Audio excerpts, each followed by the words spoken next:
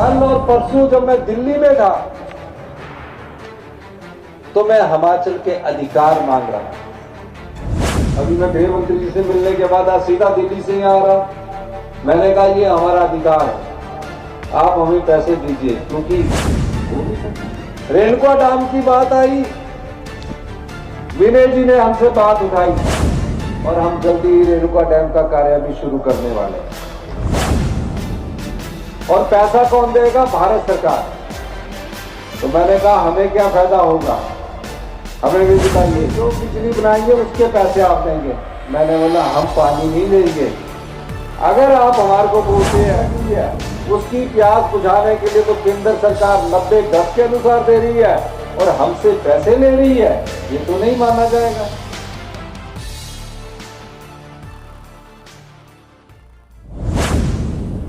अभी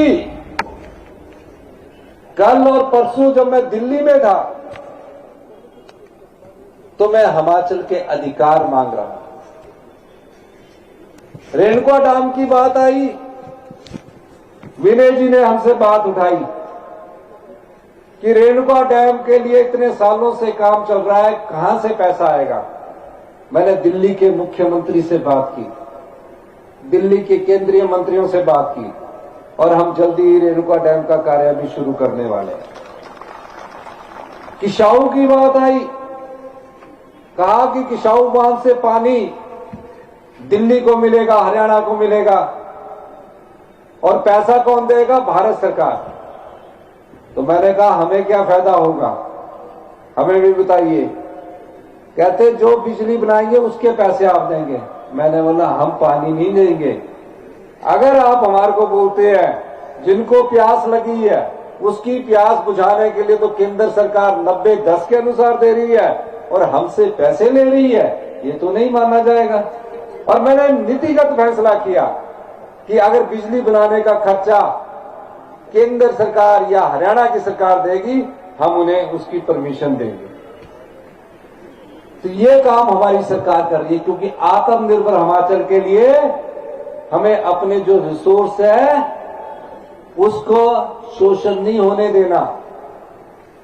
पिछली सरकार जो थी भारतीय जनता पार्टी के लिए, हमारे पास कल मैं आर.के. सिंह जी से मिला, मैंने उनसे कहा पावर मंत्री है, पूरे ऑफिसर्स की टीम गई, मैंने उनसे कहा कि कम से कम हमारे पास पानी जो है उसका मूल्य तो दीजिए। जो 12% फ्री रॉयल्टी मिलती थी पिछली सरकार ने वो भी मना कर दी कि हम नहीं लेंगे, कि इन्वेस्टमेंट होगा। किस चीज का इन्वेस्टमेंट? ना रोजगार मिलता है, बड़े बड़े उद्योगपतियों को फायदा हो जाता है। हमने सुन्नी, लूरी, धौला सिद्ध पावर प्रोजेक्ट में जो 3 पावर प्रोजेक्ट थे, हमने कहा कि हम उसका टेक ओवर करेंगे अगर आप 12% हमें फ्री रॉयल्टी नहीं देते। उस पर हमारी बात हुई है, अब बात आगे चढ़ती है, उसमें हम आगे बढ़ रहे हैं। जब ये पावर प्रोजेक्ट बन जाएंगे तो हमारे पास पैसा है।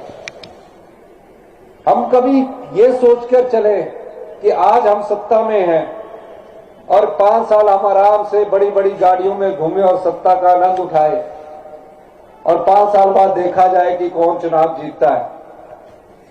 तो इस दृष्टि से हम हिमाचल की जनता के साथ धोखा कर रहे हैं। हमें हिमाचल को अपने पांव पर खड़ा करना है। युवा की जो भविष्य की पीढ़ी है, जो युवा है, उनको एक दिशा देनी है ताकि हम आत्मनिर्भर हिमाचल की ओर भी बढ़ सके।